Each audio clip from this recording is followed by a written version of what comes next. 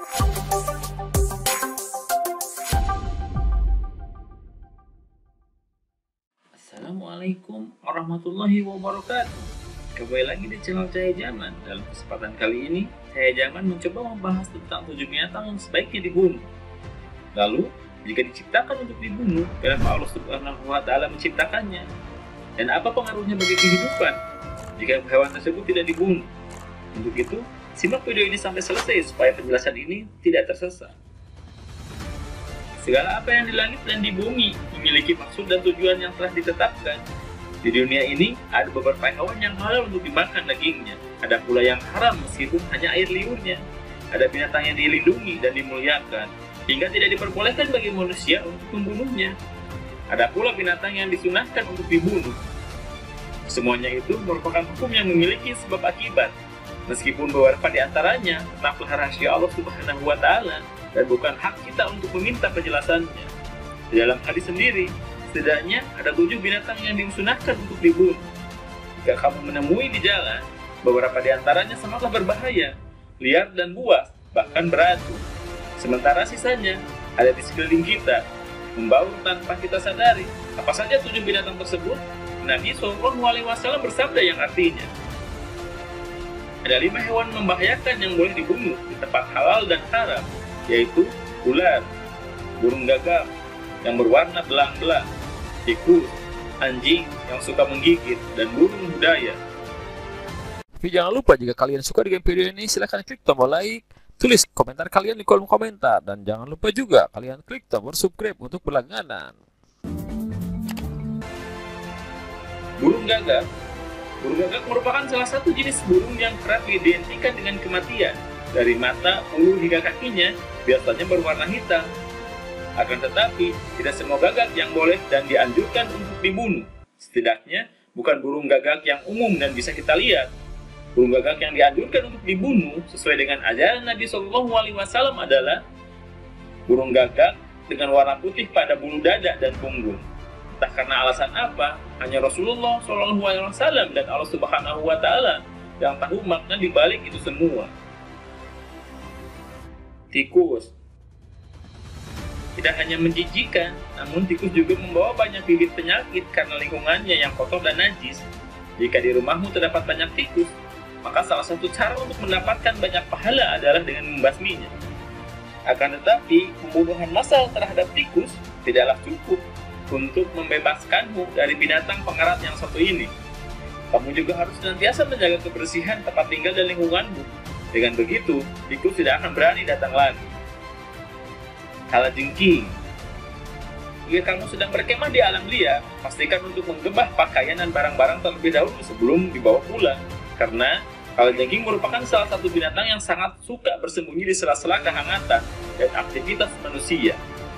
Pada dasarnya, binatang ini memang bersifat pasif atau memiliki kecenderungan untuk mengganggu manusia. Tidak hanya dengan sengatan yang sangat menyakitkan, namun juga bisa yang tidak kalah mematikan. Oleh sebab itu, dimanapun kamu menemui hewan ini, pastikan untuk segera membunuhnya sebelum ia sempat menyuntikkan bisa yang sangat menyakitkan sekaligus mematikan. Nabi SAW bersabda, ada 5 binatang yang boleh dibunuh di tanah haram: tikus, kalajengking, burung layang-layang atau sejenisnya, gagak, dan anjing predator.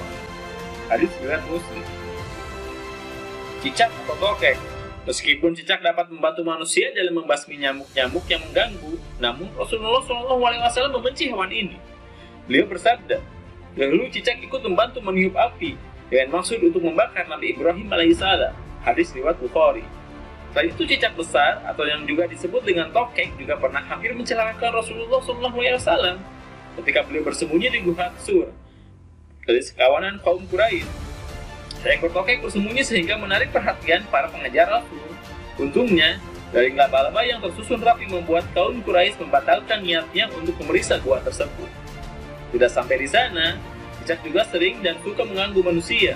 Tidak terkecuali Rasulullah SAW dengan membuang kotoran ketika beliau sedang beribadah. Burung elang atau raja wali. Islam menganjurkan untuk membunuh elang atau raja wali karena mereka merupakan jenis burung yang merugikan manusia. Dagingnya tidak bisa dimakan, sedangkan mereka kerap memangsa anak ayam. Padahal, Ayam merupakan hewan yang selain bermanfaat bagi manusia, juga diberikan keistimewaan untuk bisa melihat malaikat. Awak ayam pada pagi hari menandakan para malaikat sedang membagikan rezeki ke seluruh pelosok negeri. Sedangkan setan kerap menjelma menjadi elang atau raja wali, memangsa anak ayam agar tidak tersisa lagi kokok di pagi hari, sehingga manusia menjadi malas untuk bangun pagi dan menjemput rezeki. Anjing liar, galak, dan pemangsa. Meskipun dipelihara, air liur atau ludah anjing tetaplah mengandung najis, apalagi jika anjing yang dimaksudkan adalah anjing liar, galak, dan pemangsa. Tidak hanya najis, liurnya juga membawa banyak kuman, bakteri, dan bahkan yang mungkin berbahaya serta dapat menyebabkan rabies. Namun dari seluruh anjing najis yang ada di dunia, anjing liar dengan warna hitam polos adalah jenis anjing yang disunahkan untuk dibunuh. Karena setan sangat suka menjelma menjadi anjing dengan warna hitam polos dan menebarkan hasutan serta fitnah di mana-mana. Bagi kamu yang hidup dalam lingkungan dengan beberapa anjing, pastikan untuk menghindari jenis anjing seperti ini. Ular. Selain anjing dan raja wali atau elang, hewan lain yang menjadi favorit bagi setan untuk menjelma dan berkamuflase adalah ular. Selain itu, ular juga kerap dipakai sebagai mediasi dalam ilmu sihir, santet, serta ilmu hitam lainnya. Diriwayatkan dari Abdullah bin Mas'ud radhiyallahu anhu, dia berkata, kami tengah bersama Nabi SAW di sebuah gua, dan saat itu turun pada beliau ayat, demi malaikat-malaikat yang diutus untuk membawa kebaikan. Quran Surat Al-Mursalat ayat 1. Jika kami mengambil air di mulut gua, tiba-tiba muncul seekor ular di hadapan kami. Beliau pun bersabda, bunuhlah ular itu. Kami pun berebut membunuhnya, dan aku berhasil mendahului. Rasulullah SAW bersabda, semoga Allah melindungi dari kejahatan kalian sebagaimana dia melindungi kalian dari kejahatannya. Hadis riwayat Bukhari dan Muslim. Kendati sebagian dari binatang-binatang yang dijelaskan tadi merupakan perwujudan dari kefasikan, Allah Subhanahu wa Ta'ala tetap menyisakan belas dan kasih pada setiap ciptaannya.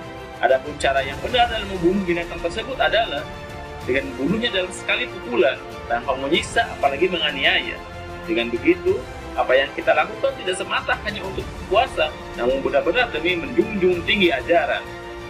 Barang siapa yang membunuh cicak pada pukulan pertama, maka dituliskan untuknya 100 kebaikan.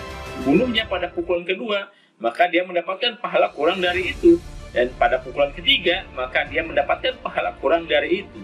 Hadis riwayat Muslim. Selain dari hewan-hewan yang disebutkan dalam Al-Quran dan hadis, kamu juga diperbolehkan untuk membunuh hewan pengganggu seperti halnya nyamuk dan kecoa. Keberadaan hewan tersebut selain mencemari lingkungan, juga hidup dengan membawa penyakit yang dapat membahayakan manusia. Maka hukum untuk membunuh dan membasminya adalah mubah. Hukum tersebut juga berlaku pada hewan lain yang mungkin akan membahayakan jiwa. Misalnya, kamu tiba-tiba tersesat di hutan dan bertemu dengan binatang buas seperti babi hutan ataupun harimau yang tanpa sengaja aling-aling mengincar, berusaha melukaimu dan bahkan memangsamu. Jika kamu telah berusaha untuk mengusirnya, namun mereka tetap keras kepala, maka kamu boleh membunuhnya dengan syarat bahwa bukan kamu yang terlebih dahulu mengganggu mereka. Wallahu a'lam bishawab.